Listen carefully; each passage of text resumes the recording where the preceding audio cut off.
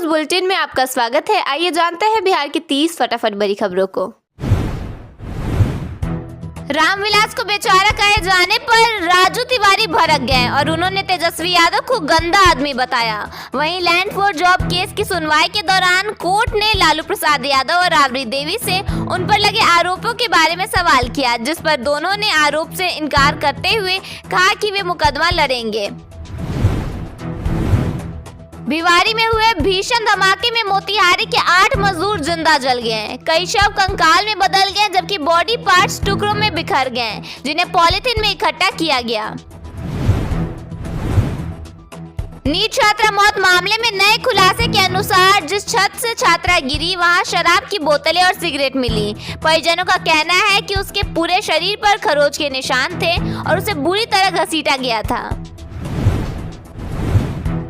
पटना के होटल ताज में mock drill के तहत ब्लास्ट की स्थिति बनाई गई, जिसमें 3 आतंकी घुसकर कर्मचारियों को बंधक बनाने की कहानी के साथ पुलिस और एटीएस ने ऑपरेशन शुरू किया।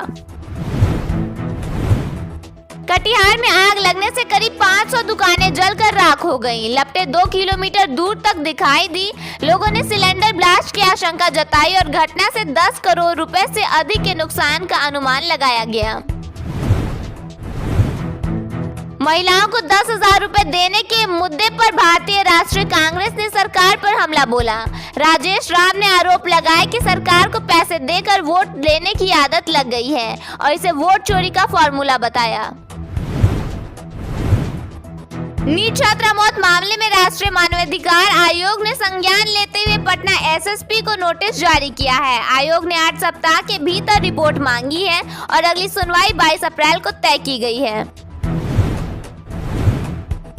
भारतीय क्रिकेटर ईशान किशन की धमाकेदार पारी की गूंज पाकिस्तान तक सुनाई दी। पाक पत्रकारों के साथ पूर्व गेंदबाज शोएब अख्तर ने भी उनके कमबैक को कमाल बताया।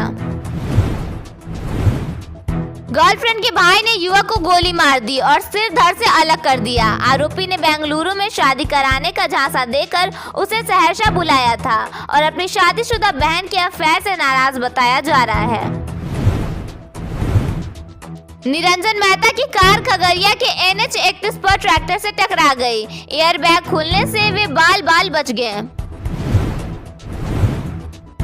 बांका में बच्चा चोरी के शक में एक महिला की पिटाई कर दी गई। वह घर में बच्चों को बिस्कुट खिला रही थी। पूछताछ के दौरान भागने की कोशिश पर ग्रामीणों ने उसे पकड़कर पेड़ से बांध दिया।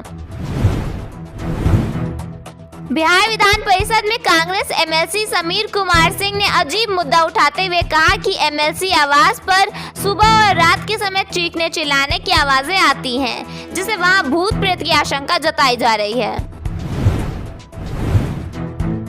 बिहार में फरवरी के लास्ट तक सुबह और शाम ठंड का असर बना रहेगा। मौसम वैज्ञानिकों का कहना है कि होली के बाद गर्मी शुरू होगी।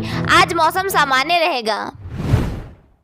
राज्य में परिवहन विभाग ने टोल प्लाजों पर अत्याधुनिक ई डिटेक्शन सिस्टम लागू कर दिया है, जो वाहन गुजरते ही उसकी डिजिटल जांच करेगा। राष्ट्रीय सूचना विज्ञान केंद्र के सहयोग से यह व्यवस्था इंश्योरेंस, फिटनेस और प्रदूषण प्रमाण पत्र की वैधता तुरंत जांचेगी और गड़बड़ी मिलने पर सेकेंडों में ई चालान जारी कर देगी। होली के मौके पर बिहार आने वाले यात्रियों के लिए खुशखबरी है। रेलवे की तरफ से 4 जोड़ी और स्पेशल ट्रेन चलाने का ऐलान किया गया है। जानकारी के मुताबिक यह ट्रेनें 17 फरवरी से मार्च तक चलेंगी। इन ट्रेनों के चलने से बिहार के साथ साथ असम, पश्चिम बंगाल और उत्तर प्रदेश के लोगों को बड़ी राहत मिल सकेगी। मुख्यमंत्री महिला रोजगार योजना के तहत बिहार की 25 लाख महिलाओं को 10-10 हजार रुपए ट्रांसफर किए गए। सोमवार को मुख्यमंत्री नीतीश कुमार की तरफ से टोटल 2500 करोड़ रुपए की राशि डीबीटी के जरिए महिलाओं के अकाउंट में ट्रांसफर किए गए। पटना में वीडियो कॉन्फ्रेंसिंग के माध्यम से मुख्यमंत्री ने रुपए भेजे। जिला, प्रखंड, संकुल और ग्राम संगठन स्तर पर भी कार्यक्रम का आयोजन किया गया। बिहार की राजधानी पटना का हृदय स्थल कहे जाने वाला पटना जंक्शन इलाका अब अपनी पुरानी और भीड़भाड़ वाली छवि को बदलने जा रहा है। जंक्शन गोलंबर के पास एक बेहद खूबसूरत त्रिभुजाकार पार्क का निर्माण शुरू हो गया है, जो न केवल शहर की सुंदरता बढ़ाएगा बल्कि यात्रियों को सुकून के कुछ पल भी देगा। बिहार की राजधानी पटना के सार्वजनिक परिवहन में क्रांतिकारी बदलाव की तैयारी शुरू हो गई है। शहर की सड़कों पर अब यात्रियों को धूप और धूल में बसों का इंतजार नहीं करना होगा।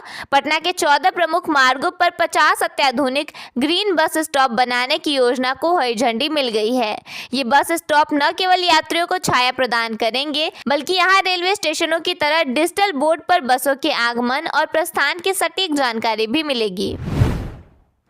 बिहार में राशन कार्ड धारियों पर सरकार की सख्ती बढ़ गई है। सत्यापन अभियान के बाद लाखों अयोग्य लाभार्थी के नाम हटाने की तैयारी है। खाद्य एवं उपभोक्ता संरक्षण विभाग ने राज्य में व्यापक स्तर पर जांच अभियान चलाते हुए करीब 33,25,000 कार्ड धारियों के नाम काटने की तैयारी पूरी कर ली है। यह कदम उन लोगों के खिलाफ उठाया गया है जो संपन्न होने के बावजूद गरीबों के हक का अनाज ले रहे थे।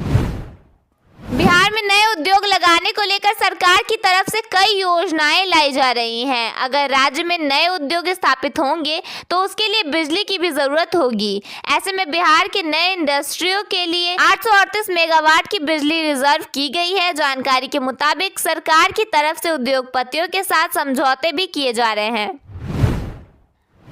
पटना के 14 प्रमुख मार्गों पर 50 अत्याधुनिक ग्रीन बस स्टॉप बनाने की योजना तैयार की जा रही है। इन बस स्टॉप पर यात्रियों को रेलवे स्टेशन जैसी डिजिटल सुविधाएं मिलेंगी, जिससे शहर की सार्वजनिक परिवहन व्यवस्था अधिक आधुनिक और सुविधाजनक बनने की उम्मीद है।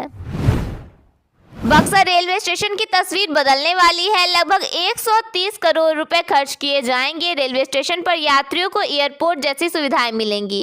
इस परियोजना को लेकर डीपीआर तैयार कर लिया गया है, जिस पर मंजूरी बाकी है। रेलवे भर्ती से जुड़े कथित जमीन घोटाले में लालू प्रसाद यादव और राबड़ी देवी ने नई दिल्ली स्थित राउस एवेन्यू कोर्ट में अपने ऊपर लगे भ्रष्टाचार के आरोपों को स्वीकार करने से इनकार कर दिया।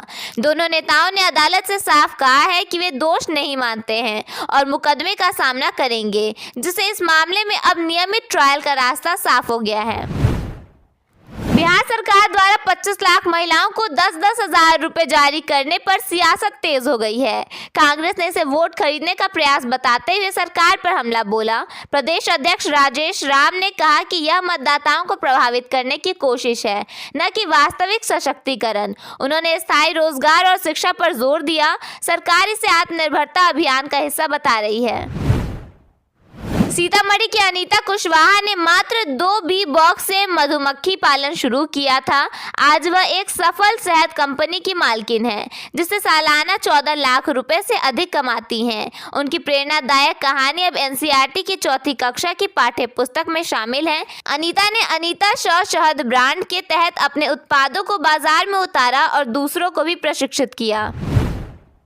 जहानाबाद में पशुपालन विभाग पशुपालन मैत्री योजना शुरू कर रहा है। इसका उद्देश्य ग्रामीण युवाओं को रोजगार देना और पशुपालकों को घर बैठे पशु स्वास्थ्य सेवाएं उपलब्ध कराना है। चयनित युवाओं को कृत्रिम गर्भधारण और सामान्य रोगों के उपचार का प्रशिक्षण मिलेगा। इससे पशुपालकों की आय बढ़ेगी, दूध उत्पादन सुधरेगा और ग्रामीण अर्थव्यवस्था मजबूत होगी। यह योजना पंचायत स्तर पर बेरोजगारी कम करने में सहायक होगी। रोहतास में कुटीर ज्योति योजना के तहत बीपीएल बिजली उपभोक्ताओं को मुफ्त सोलर पैनल मिलेंगे। विद्युत विभाग 28 फरवरी तक सुविधा ऐप के माध्यम से ऑनलाइन आवेदन ले रहा है। इससे गरीब परिवारों को बिजली बिल से मुक्ति मिलेगी और हरित ऊर्जा को बढ़ावा मिलेगा। उपभोक्ता को केवल रखरखाव की जिम्मेदारी लेनी होगी। आवेदन के लिए 64 वर्ग फीट छत और पात्रता प्रमाण पत्र आवश्यक है।